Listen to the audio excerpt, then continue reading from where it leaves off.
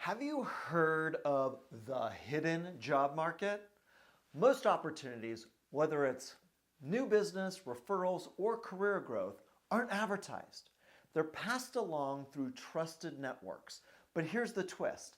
It's not just about who you know, it's about how you show up in those relationships. So let's break down how to build a network that doesn't just open doors, but it helps you walk through them with confidence. So first, start with intention. Don't aimlessly connect. Seek out like-minded professionals who share your values and drive.